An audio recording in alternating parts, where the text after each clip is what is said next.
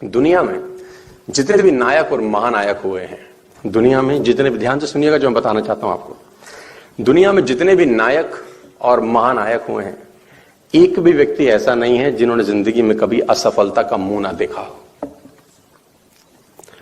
जितने भी हीरो हुए हैं, नायक हुए हैं, महानायक हुए हैं, एक भी व्यक्ति ऐसा नहीं है जिसने कभी असफलता का मुंह नहीं देखा। और कहते हैं कि जितनी बड़ी असफलता के बाद सफलता मिलती है उतना ही बड़ा नायक हो जाता है। असफलता के बाद जब सफलता मिलती है तो नायक उतना ही बड़ा हो जाता है। हर किसी व्यक्ति ने जो सफल है, शीर्ष पर है, कभी ना कभी असफलता का मुंह देखा ही है।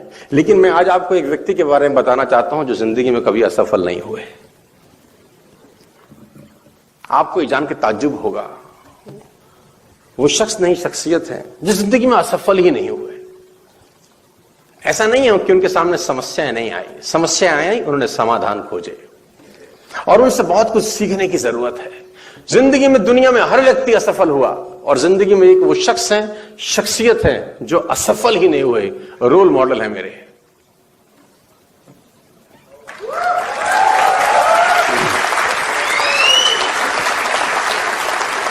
इस दुनिया में हर व्यक्ति असफल हुआ है, गिरा है, ठुका है, लेकिन हमारे प्रिय हनुमान जी एक ऐसे शख्सियत है जिंदगी में कभी असफलता का सामना नहीं किया।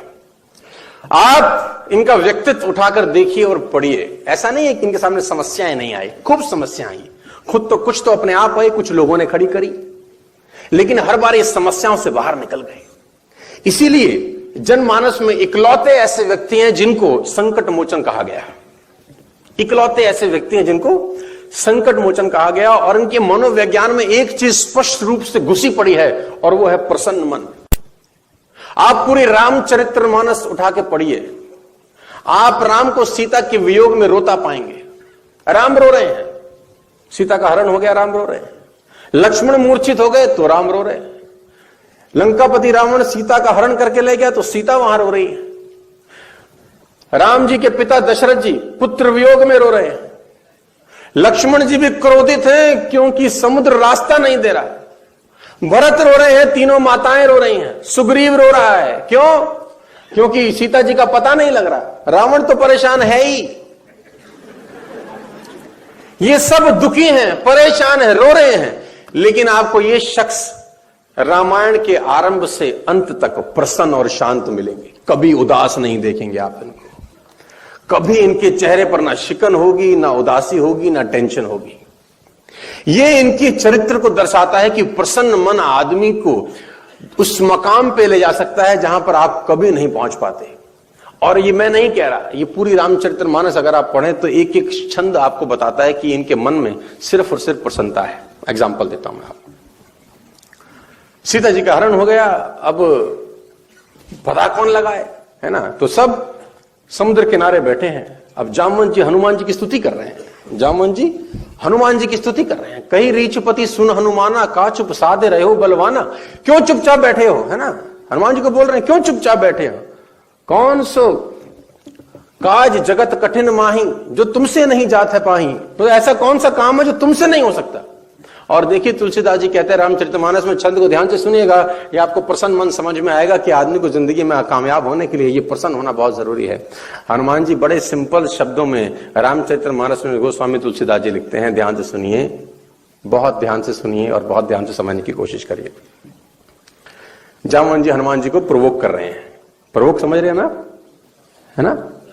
उत्साहित कर रहे हैं क्योंकि वो अपनी शक्तियां भूल चुके थे। मतंग ऋषि का श्राप था तो हनुमान जी शक्तियां आप भूल गए। अब जामवंत जी प्रोवोक कर रहे हैं। अब जामवंत जी जब प्रोवोक करते करते करते करते करते हनुमान जी को अचानक वो शक्तियां याद आ गई। तो तुलसीदास जी लिखते हैं कि जामवंत के वचन सुहाए, सुनी हनुमंत हृदय अति भाए। ध्यान से सुनिएगा, जामवंत के वचन सुहाए, सुनी हनुमंत हृदय अति भाए। मतलब उनके वचन उसको, दिल को इतने अच्छे लगे, मन को भाग गए, अंदर तक उतर गए। और देखो वो कोई, जब उनकी प्रवोक किया जा रहा था, जब उनको उनकी शक्तियां याद दिलाई जा रही थी, तो ऐसा नहीं था कि मक्खन लगाया जा रहा है, ऐसा नहीं था कि मक्खन लगाया जा रहा है, लेकिन जब उनको शक्तियां याद दिलाएगी तो उनके मन को वचन बड़े अच्छे लगे। और तुलसीदास जी लिखते हैं, यह कही नाई सबनु मन कहु माथा, यह कही नाथ सबनु कहीं माथा, चले हरिषि हिये धरी रघुनाथा। कहते हैं कि उनके मन को इतना अच्छा लगा कि मन में हर्ष भर करके उन्होंने उड़ान। अब जब उनमें हर्ष भर के उड़ान भरी तो कहते हैं जब ला गई सीता ही देखी। जो बंदर बैठे हैं, जो भूल भालू बैठे हैं, जो रीछ बैठे हैं, उनको कहते हैं कि जब तक हम आए इंतजार करना, हम सीता जी का पता लगा के आते हैं। तो उन्होंने बोला सीता जी का पता लगाओगे, ये पता कैसे है, श्योर कैसे है, कॉन्फिडेंस इतने कैसे हो कि मिलेंगी ही मिलेंगी। जब लाग ही सीता ही देखी, होए काज मोहे हर्ष विशेषी। ये काम पक्का होगा, मेरे मन में बड़ी प्रसन्नता है, मैं बड़ा खुश हूं बस, और मैं खुश हूं तो ये काम होगा ही होगा। तुलसीदास जी लिख रहे हैं, होई काज मोहे हर्ष विशेषी, ये काम पक्का होगा क्योंकि मेरे मन में अपार प्रसन्नता है। देखो, प्रसन्न मन आपको कहीं भी ले जा सकता है। और देखो, 400 कोस का समुद्र लांघना कोई मजाक नहीं है। 1400 किलोमीटर होता है। 400 कोस इज इक्वल टू 1400 किलोमीटर। और जाना है लंकापति रावण की लंका में। वो छोटा मोटा आदमी एंडा पैंडा नहीं है, देवता तक उसके नाम से कांप रहे हैं। रावण का नाम ही बहुत सारे लोगों में भय पैदा कर देता है। देखो, मैं आपको बताना चाहूंगा, वहां अकेले जा रहे हैं। अर्जुन भी कुरुक्षेत्र में पहुंचने के बाद एक बार घबरा गया। अर्जुन भी कुरुक्षेत्र में पहुंचने के बाद एक बार घबरा गया, जबकि उनके पास कृष्ण जैसे महारथी योद्धा, दोस्त, गुरु मौजूद थे। लेकिन ये साहब तो अकेले ही, घबराए नहीं और पहुंच गए। देखो, हनुमान जी की मूर्तियां भले ही लाफिंग बुद्धा की तरह हंसती हुई ना हो, लेकिन इनके मन में जो प्रसन्नता है ना, वो छलाके मारती है बार बार। और वही इनके पूरे के पूरे जीवन का सार है। ये कभी ना उदास हुए, ना परेशान हुए, ना टेंशन में आए। और ये इनकी पूरी की पूरी जीवन का मनोविज्ञान का सार है कि प्रसन्न मन आदमी को कहीं भी पहुंचा सकता है। प्रसन्न मन से आदमी कहीं भी पहुंच सकता है, कुछ भी कर सकता है। कोई भी काम उसके लिए मुश्किल नहीं है। ध्यान रखिएगा कि आप कभी भी सेल्स करने जाएं, बिजनेस को डेवलप करने जाएं, उदास मन से मत जाइएगा। नेटवर्क मार्केटिंग में कामयाब होने का, जीवन में कामयाब होने का पहला सूत्र यह है कि आपका मन प्रसन्न होना चाहिए। Are you getting my point? आपको मेरी बात समझ में आ रही है तो बोलिए हाँ। यही कारण है कि जितने मंदिर इनके बने किसी और देवताओं के नसीब में नहीं है। जितने मंदिर सर के मिले उतने कहीं मिलेंगे आपको किसी और के मंदिर? ना भरत के मिलेंगे, ना लक्ष्मण जी के मिलेंगे, इवन राम जी के भी इतने नहीं है जितने सर के हैं। जितने सर के हैं उतने, क्योंकि सब उन्हीं के पास जाना चाहते हैं जो प्रसन्न है। दुखी के पास कौन जाना चाहता है? आप देखो, कुछ लोग ऐसे ही हैं। आप उनको बोलो भाई साहब मेरी आंख दुख रही है, वो बोलेगा मेरी तो दोनों दुख रही है एक हफ्ते से। ऐसे लोग आपको मिलेंगे जो अपनी समस्या आपसे ज्यादा बड़ी बताएंगे। आप उनको बोलो सर में दुख रहा है, बोला मेरे तो माइग्रेन है। मैं आपको बताऊंगा, ऐसे ऐसे लोगों से अब मैं मिलता हूं, जानता हूं, पहचानता हूं। आप अपनी समस्या भर बताओ, उनकी समस्या आपसे 10 गुनी पहले से ही है, तो आपका मन करेगा दोबारा जाने का। इनके पास जाते हैं सब, क्योंकि इनको पता है कि मन प्रसन्न है, मिलेगा ही मिलेगा। कुछ टेंशन वाली काम यहां पर नहीं है। पूरे की पूरे मानस के अंदर सबसे ज्यादा मंदिर भगवान हनुमान के बनाए गए।